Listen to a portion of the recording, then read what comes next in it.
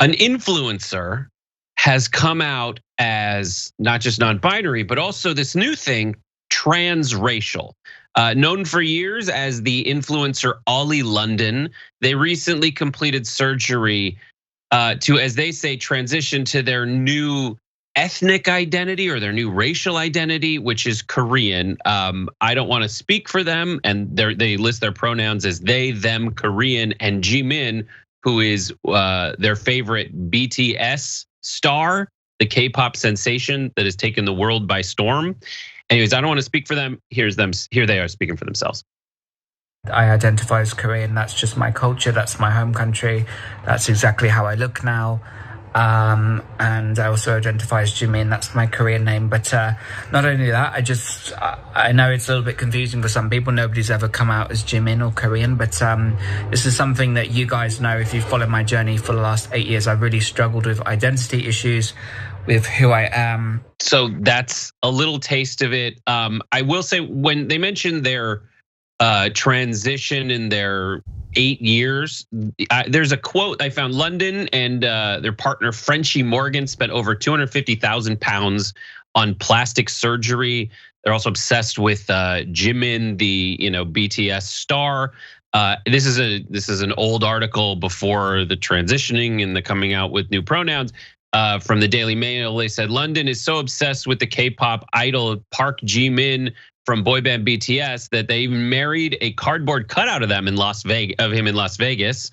Move that initially made Frenchie Morgan jealous, but the pair say they've now shared the effigy. This is about a year ago this happened. So that's that. Just to get more of a feel for it, here's a second clip from them.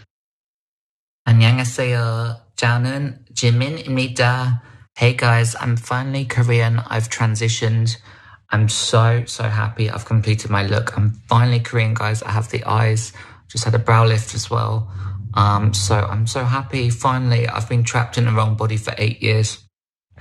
And that's the worst feeling in the world, when you're trapped and you don't feel like you can be yourself. But finally, I'm Korean. I can be myself. And I'm so happy. So there's been a lot of bad faith actors who have waded into the fray to make this something about trans people and gender identity. We'll get to that later, but first, what do y'all think?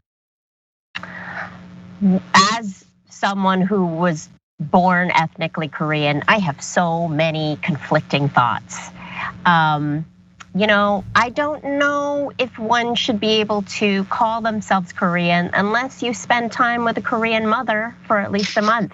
I think that's really, my parents were just here for a month, and woo, that was a lot of Korean. Let me tell you, that was a lot of Korean. So if they want to claim that they're Korean, you can go to my mom's house. And if you can stand it for a month, you're officially Korean, baby.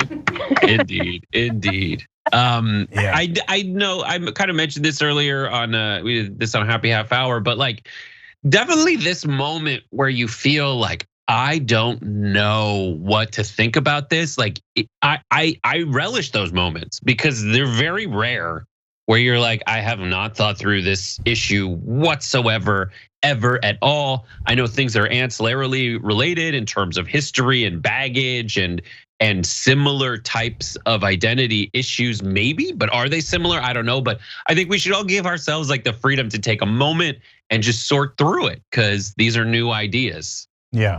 So I, of course, have the answers. Good, great. So sorting it through, Brett. I don't know what you're thinking about. No, you just blurt things out, and that makes it easier.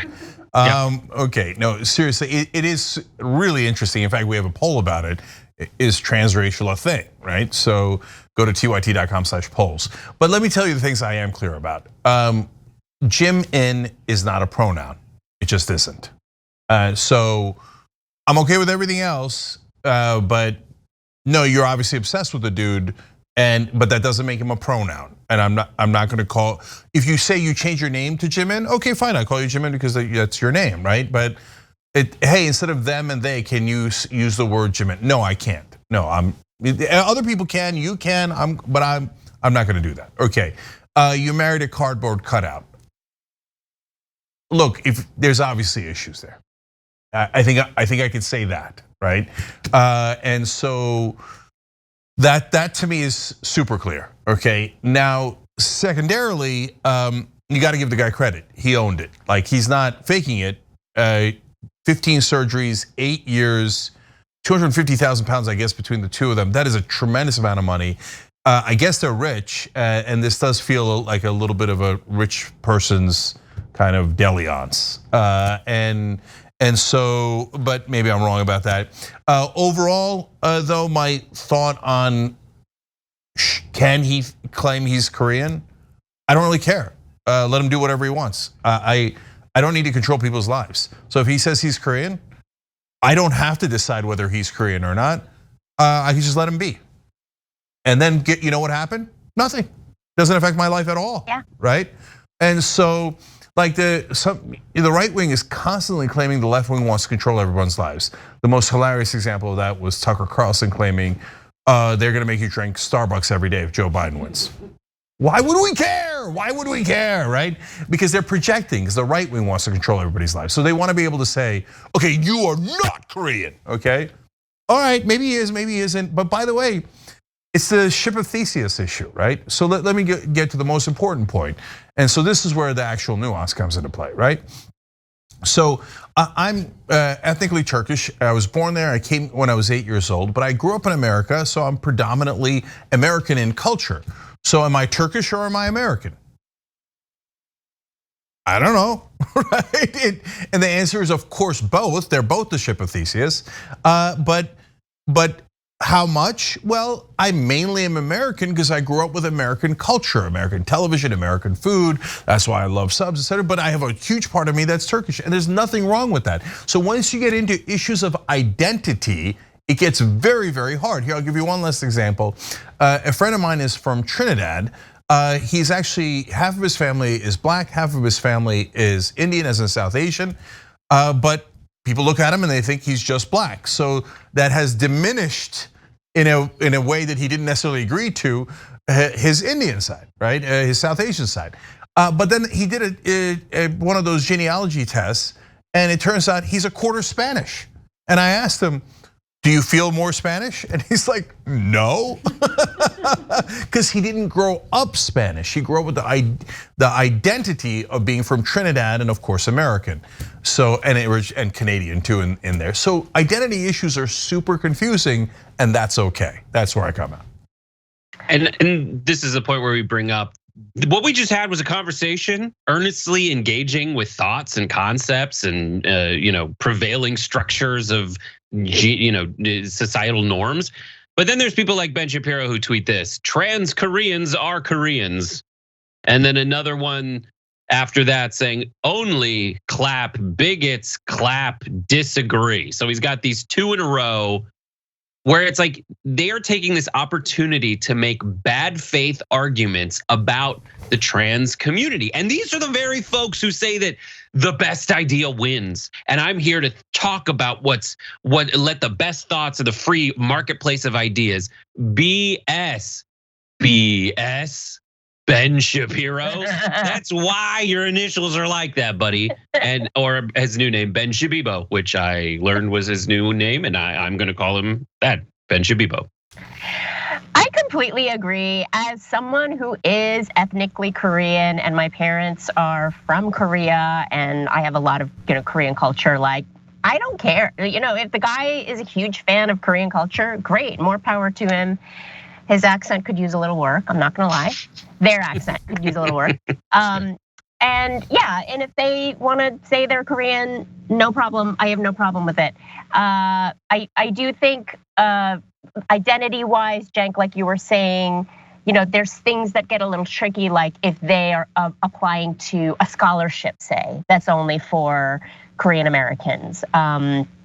If or an art grant or money or some sort of like, this is for we carve this out for people who are Korean, and then they not really having that background of the Korean experience, they get that in exclusion of someone who's Korean. Maybe then it gets a little gray, but frankly, if they want to spend all this money to, on plastic surgery and claim Korean culture, more power to you. The irony that I would like to point out is Jimin, the actual Jimin from BTS, himself has had so much plastic surgery to make his face look more Anglo. That's so true. If they think that they're looking more Korean by looking more like Jimin, I got news for you. That face is not this face is 100% Korean. Check out this nose. This is an OG Korean nose. Jimin does not have an OG Korean nose, so I'm just gonna say that. Yeah, I gotta say last two things here. It's funny because I was having a conversation with someone who's Asian a while back and said, I really hate this trend where people are doing plastic surgery in Asia to look more white. And she said, why? If they want to look more white, so what, right? And I was like, I never thought about it that way, okay? So that's interesting too. So this goes in a lot of different directions. But finally, the people who came up with transracial are Americans. We came up with that idea. We don't care where you live, Turkey, Korea, India, it doesn't matter. If you believe in America, you are American.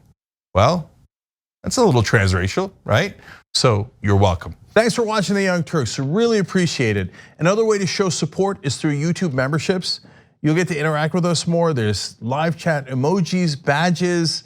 You've got emojis of me, Anna, John, JR. So those are super fun. But you also get playback of our exclusive member-only shows and specials right after they air. So all of that, all you gotta do is click that join button right underneath the video. Thank you.